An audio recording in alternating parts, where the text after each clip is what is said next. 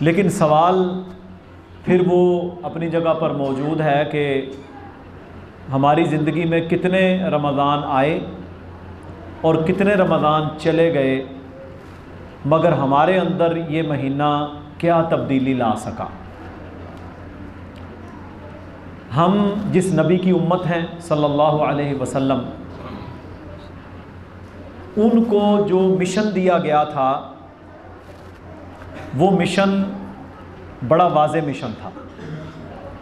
آپ علیہ الصلاۃ والسلام نے جن صحابہ کو، شاگردوں کو تیار کیا، وہ لوگ بڑے ہی شاندار لوگ تھے،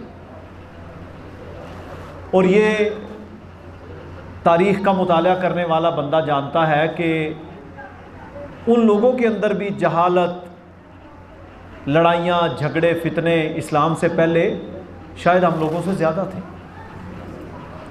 کبھی پانی پینے پلانے پہ جھگڑا، کبھی گھوڑا آگے بڑھانے پہ جھگڑا، اس قسم کے جھگڑے تھے۔ لیکن جب اللہ تعالیٰ نے اپنے آخری پیغمبر صلی اللہ علیہ وسلم کو مکہ میں بھیجا، تو جس دن آپ صلی اللہ علیہ وسلم فاران کی چوٹی پہ چڑھے ہیں، یہ فاران کی چوٹی جہاں سے آپ صفا کی صحیح شروع کرتے ہیں نا، جو عمرہ حج کر چکے ہیں، کوہ صفا، یہ وہ پہاڑ ہے۔ اور کوہ صفا کے اوپر آج بھی اگر کوئی بندہ کھڑا ہو تو اس کو بیت اللہ بالکل سامنے نظر آتا ہے، بالکل قریب ہے، چند قدم۔ تو اس پہاڑ پر رسول اللہ صلی اللہ علیہ وسلم نے کھڑے ہو کر یہ اعلان کیا تھا کہ قولوا لا الہ الا اللہ تفلحوا، تم لوگ اس بات کا اقرار کر لو کہ اللہ کے علاوہ کوئی معبود نہیں، کامیاب ہو جاؤ گے۔ سارا خاندان، برادری وہاں پر جمع ہے۔ پھر ساتھ فرمایا جب تم اس کلمے کا اقرار کر لو گے تو کامیاب بھی ہو جاؤ گے۔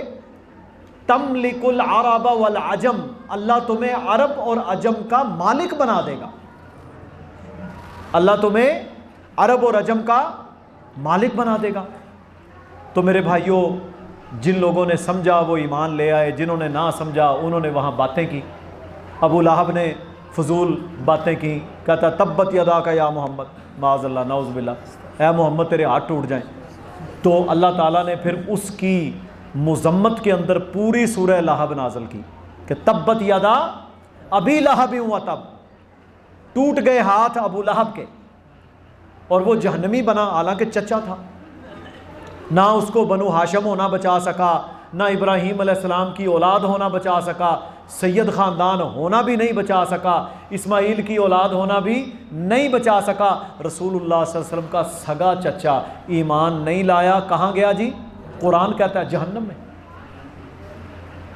تو اسلام میں اللہ کے نزدیک نہ میری شکل و صورت، نہ آپ کی شکل و صورت، نہ رنگ و نسل، نہ برادری۔ اللہ کے نبی نے فرمایا اللہ تعالیٰ نہ تمہارا رنگ دیکھتا ہے، نہ نسل دیکھتا ہے، نہ کنبہ قبیلہ دیکھتا ہے، نہ تیرے اموال دیکھتا ہے، وہ تو تیرے اعمال اور تیرے دل کو دیکھتا ہے، وہ تیرے اعمال اور تیرے دل کو دیکھتا ہے۔ تو میرے بھائیوں بزرگوں، اللہ نے ہمیں ایک بار پھر موقع دیا۔ روزانہ ہم جنازے پڑھتے ہیں۔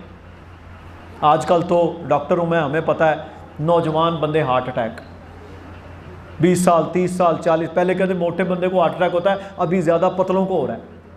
پہلے کہتے تھے کولیسٹرول بڑھ جائے تو ہارٹ اٹیک ہوتا ہے، ابھی ڈپریشن کی وجہ سے ہارٹ اٹیک، پریشانی، ڈپریشن بنا، دل کا دورہ پڑ گیا۔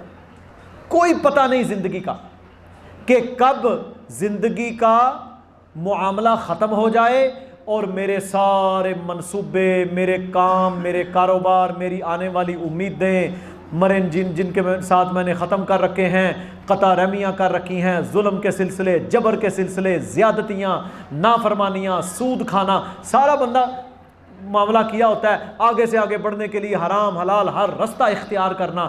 وہ فوری طور پر جب بندہ فوت ہوتا ہے تو میرے بھائیوں گل ختم، گھڑی بھی اتار لیں گے، موبائل بھی نکال لیں گے، جیب سے پیسے بھی نکال لیں گے، جو کپڑے پہنے ہیں اگر اتریں گے نہیں تو کینچی سے کاٹیں گے، سب کچھ اتر گیا۔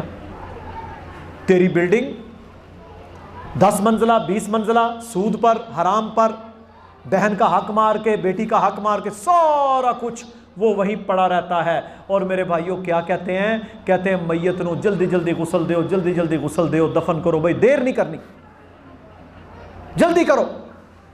اگر ساون بھادو کا موسم ہے تو کہتے ہیں رکھنا نہیں بھائی جلدی کرو، میت بو مار جائے گی. حاجی صاحب، نمازی صاحب، شیخ صاحب، چودھری صاحب، فلانا صاحب، کرو فر والے کہتے ہیں میت بو مار جائے گی. اس کی بیوی بچے اٹھا کے اسے کہاں پھینکتے ہیں جی؟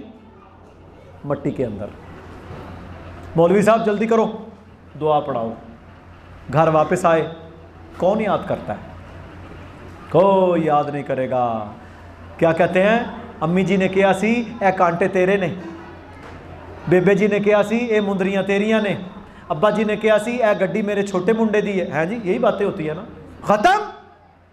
تیرا وہ باپ، اس کی زندگی، تیری کیا تربیت کی، سب کچھ دھرے کا دھرا رہ جاتا ہے. اور اگر نیک اولاد ہو تو وہ کیا ہے؟ وہ کہتے ہیں ہم اپنے باپ کا صدقہ جاریہ. میں نماز پڑھوں گا، میں قرآن پڑھوں گا، میں اچھا بنوں گا، میں نیکی پر چلوں گا، میں دعائیں کروں گا، میرے باپ نے مجھے جو نیکیاں سکھائیں میں ان پر چلوں گا. تو کیا ہوگا؟ قبر کے اندر بھی اس کا نامہ اعمال چلتا چلا جائے گا. یہ ہے اصل جو میرے اور آپ سب کے ساتھ ہونے والا ہے. ہم یہاں کتنے عرصے سے، واللہ جب یہ چھپڑ تھا اس کی جگہ خریدی، اس چھوٹے سے کمرے کے اندر بھی میں نے جمعہ پڑھایا. آپ کو یاد ہے؟ پتہ نہیں کئی بار آ کے کتنے بزرگ ہم نے اپنی آنکھوں سے دیکھے، آج وہ نہیں ہے، چلے گئے دنیا سے. ساتھ ان کے کیا گیا؟ برادری، کنبا قبیلہ، چدرا، پیسہ مال، کچھ نہیں نہ گیا. المال والبنون زینۃ الحیات الدنیا والباقیات الصالحات. اللہ کہتا ہے تیرے مال، تیرے بیٹے یہ دنیا کی زینت ہے، باقی تو تیری نیکیاں ہیں جو تیرے ساتھ جائیں گی. آج ہم نے یہ فیصلہ کرنا ہے کہ بھائی اللہ نے ایک دفعہ پھر موقع دیا ہے، میں جو سانس چل رہے ہیں اپنی اصلاح کا معاملہ شروع کروں. اور آج بھی ہمیں اصلاح چاہیے. اصلاح کا پہلا سٹیپ قطع رحمی ختم کرو. مرنجین ختم، رشتہ داریاں ٹوٹی پڑی ہیں، نفرتیں، بغض، حسد، کینہ، عداوتیں بنی ہوئی ہے نا. ایک تو ہے اللہ کے لیے کسی سے ناراض ہونا، وہ الگ چیز ہے. دین کے لیے، اللہ کے لیے تو دین کا دشمن تھا، ہم اس وقت تک تیرے ساتھ ناراض ہیں جب تک تو دین پہ نہیں آتا. یہ تو الگ بات ہے. ہماری کیا ہے؟ اس نے رشتہ نہیں دیا، اس نے نہیں لیا. خاندانوں کے خاندان آپ کے اکثر، کیونکہ یہاں ایک برادری کے لوگ ہیں، کنبے قبیلے ٹوٹے پڑے ہیں میرے بھائیوں، نفرتیں، بغض. اور یہ وہ بدبختی ہے، یقین کریں شرک اور کفر کے بعد الحمدللہ وہ لوگ جو قرآن و سنت کو مانتے ہیں شرک تو نہیں نہ کرتے، قبر کو جا کے سجدہ تو کوئی نہیں کرتا، کفر تو کوئی نہیں کرتا، لیکن اس کے بعد بڑے گناہوں میں سے کیا ہے؟ قطع رحمی، آپس میں نفرتیں، بغض. رسول اللہ صلی اللہ علیہ وسلم نے فرمایا جو یہ چاہتا ہے کہ اس کے رزق اور عمر میں اضافہ ہو. ہر بندہ نہیں چاہتا. ڈاکٹر صاحب کوئی دعا دسو، رزق دی کمی ہے، ہر پریشان ہے بندہ. ایسی دعائیں ہیں یقیناً، اعمال بھی ہیں. فرمایا جو یہ چاہتا ہے تیرے رزق اور تیری زندگی میں برکت آ جائے، اسے چاہیے کہ رشتوں کو جوڑے، رشتوں کو خیر خائی کریں، خیر خائی اپنے رشتوں کے ساتھ.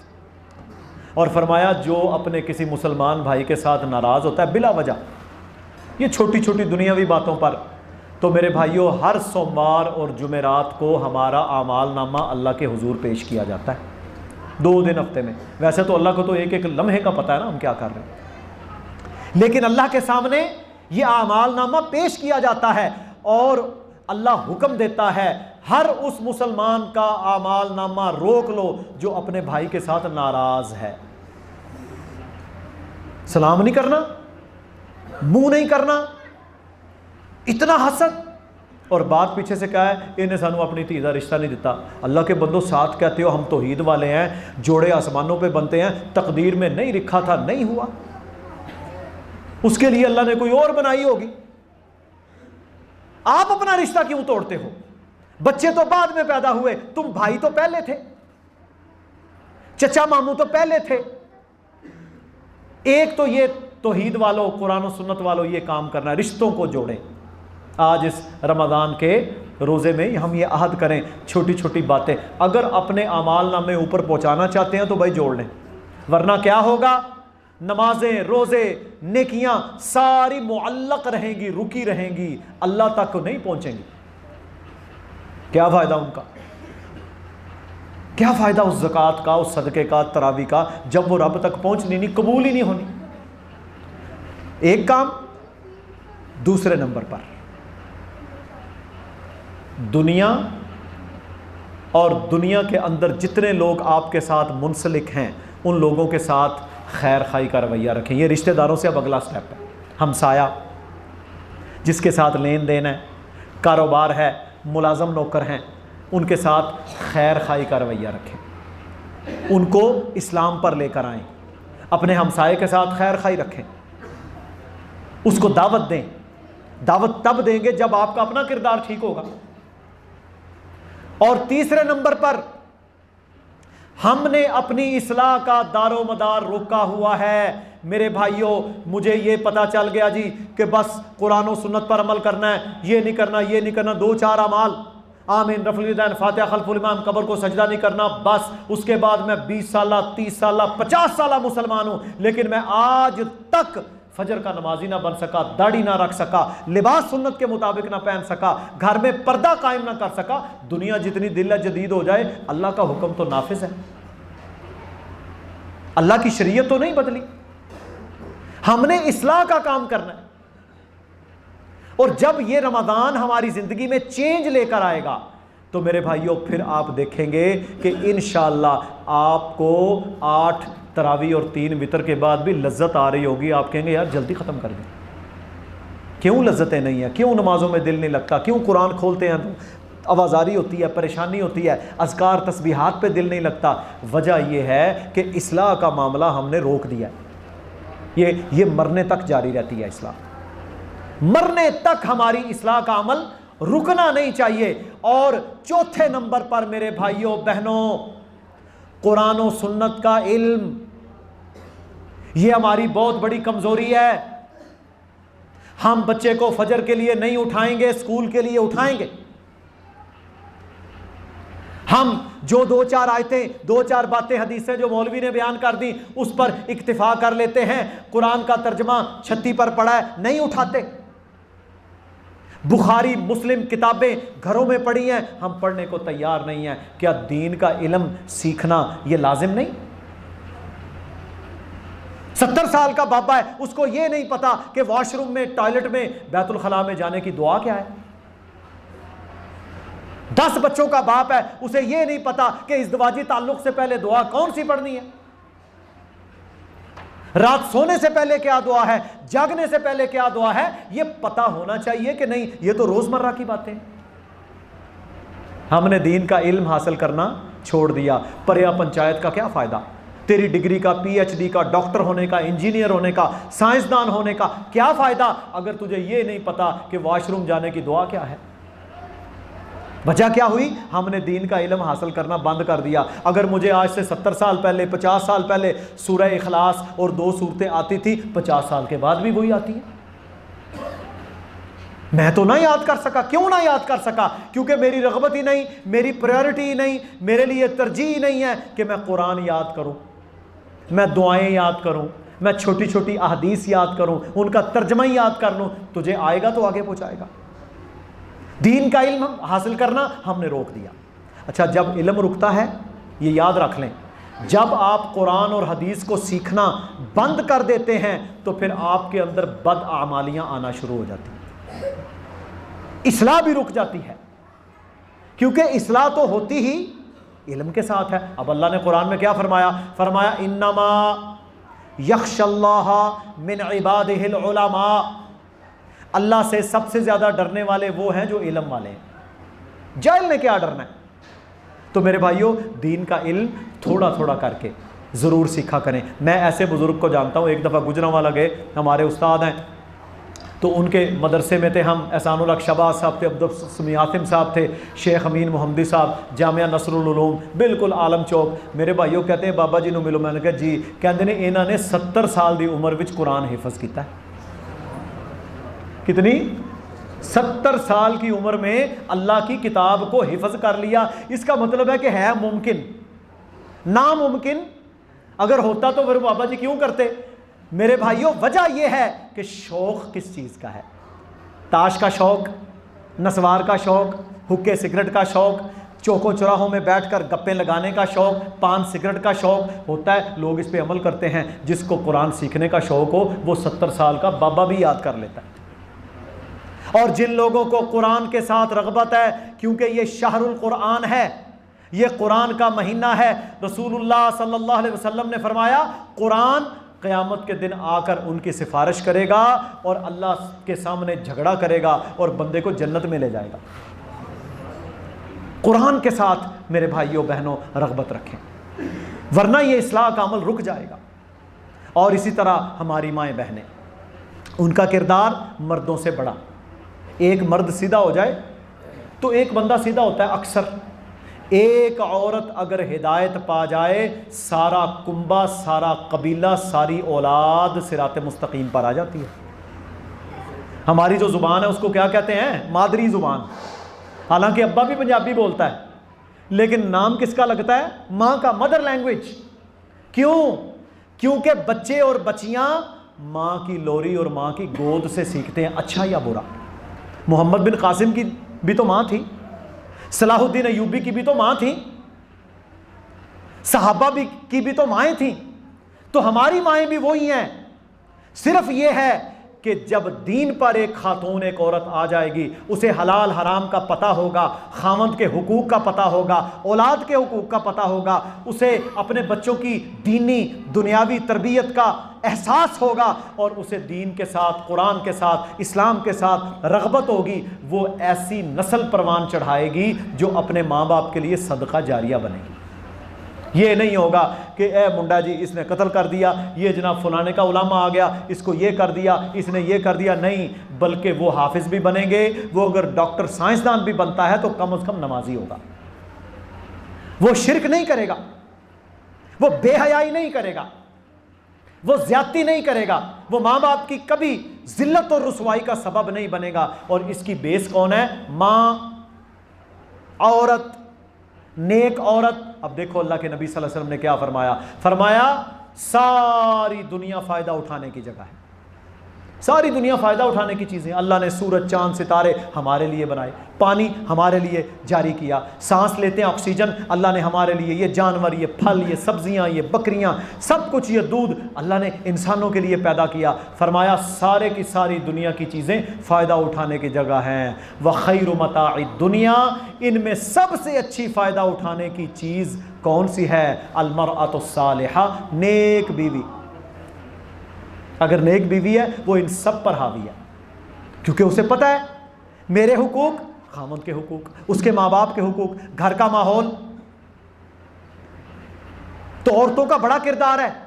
رسول اکرم صلی اللہ علیہ وسلم بالخصوص خواتین کے لیے الگ ایک دن مقرر کر کے انہیں نصیحت فرمایا کرتے تھے. اور باقاعدہ جب عورتوں سے پردے کے پیچھے سے پیارے پیغمبر علیہ الصلوۃ والسلام میرے بھائیوں بہنوں جب ان سے عہد لیا کرتے, بیعت لیا کرتے, تو اس میں یہ ساری باتیں گنوایا کرتے تھے. اور وہ اصلاح والی ایسی خواتین بنی کہ ہماری مائیں امہات المومنین, جن میں سیدہ عائشہ, سیدہ خدیجہ, دیگر امہات المومنین, سیدہ فاطمہ اور صحابیات, کتنا دین کا علم ہے جو ان کی وجہ سے ہم تک پہنچا. صحیح بخاری کو کھولیں, کتاب الغسل, کتاب الحیض, اللہ کی قسم جتنی احادیث ہیں 99% کے قریب احادیث ساری ازواج مطہرات سے مروی.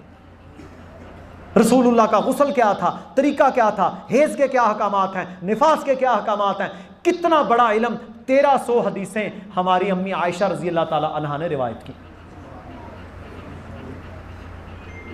تو اس لیے خواتین کا کردار ہے. اور میں آپ سب بھائیوں سے, بزرگوں سے یہ ضرور گزارش کروں گا, جس کی بیٹی, جس کی بہن, جس کی بیوی دین کا علم حاصل کرتی ہے, دین پر رغبت رکھتی ہے, اسے کبھی مت روکنا, اسے ترغیب دینا, اس کے لیے آسانیاں پیدا کرنا, اس کو چھوڑ کے آنا, لے کر جانا, تاکہ تمہاری نسل, آپ کی نسل دین پر آ جائے, آپ کی نسل دین پر آ جائے, آپ کا خاندان قرآن و سنت پر آ جائے.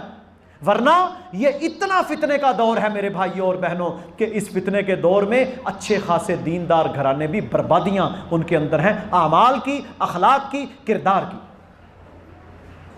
تو بہنوں کا بہت بڑا کردار ہے، اور ہماری بہنوں کے لیے یہ بھی نصیحت ہے کہ دور میری بہنوں جتنا بھی جدید آ جائے، قرآن وہی ہے، حدیثیں وہی ہیں، قیامت تک دین وہی چلنا ہے۔ آپ نے اپنے پردے پر، اپنی حیا پر، حلال حرام پر، محرم غیر محرم پر کبھی کمپرومائز نہیں کرنا۔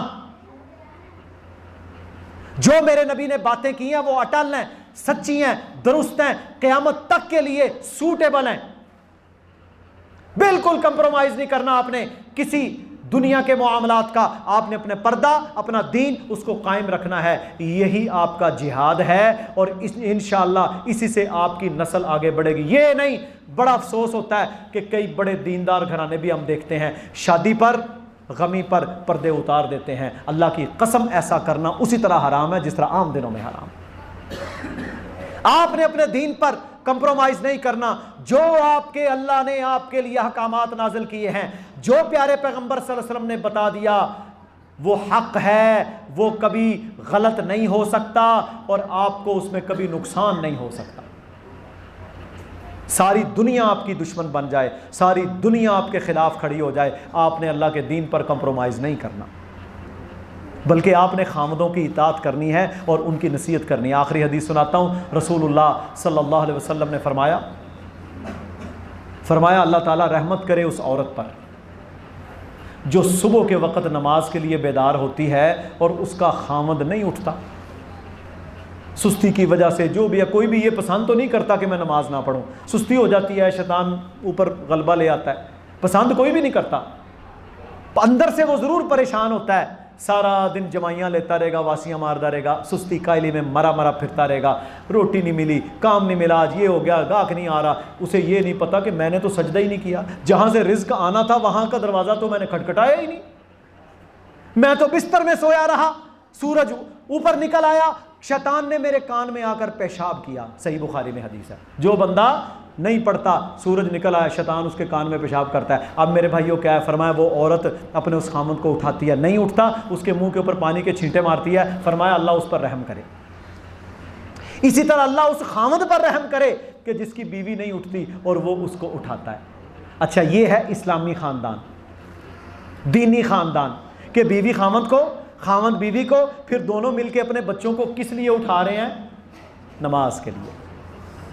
ہم نے بچپن میں دیکھا، شہروں کے اندر دیکھا، گلیوں سے گزرتے، اس وقت زیادہ یہی تھا کہ صبح کے وقت مسجدوں میں قرآن پڑھا جاتا تھا، ابھی بھی ہے کہیں، لیکن زیادہ تر ابھی شام کو ہو گیا، تو صبح کے وقت قرآن، واللہ مجھے آج بھی یاد ہے، منڈی بہاؤالدین شہر کی گلیوں کے اندر سے اکثر گھروں کے بزرگ، خواتین اور عورتیں، ان کے قرآن پڑھنے کی آوازیں گلیوں میں آ رہی ہوتی۔ کہاں گئی وہ آوازیں؟ کہاں گیا وہ ماحول؟ وہ دادیاں، وہ نانیاں، وہ دادے، وہ بابے کہاں گئے؟ آج ہمارے گھروں سے قرآن کی آواز نہیں آتی، آج ہم سوئے رہتے ہیں کہ سورج چڑھ جاتا ہے، سارا رزق ہمارا برباد ہو جاتا ہے، ساری برکت چلی جاتی ہے۔ یہ ریفریشر کورس ہے، سحری کے لیے اٹھتے ہیں، مسجد میں آتے ہیں۔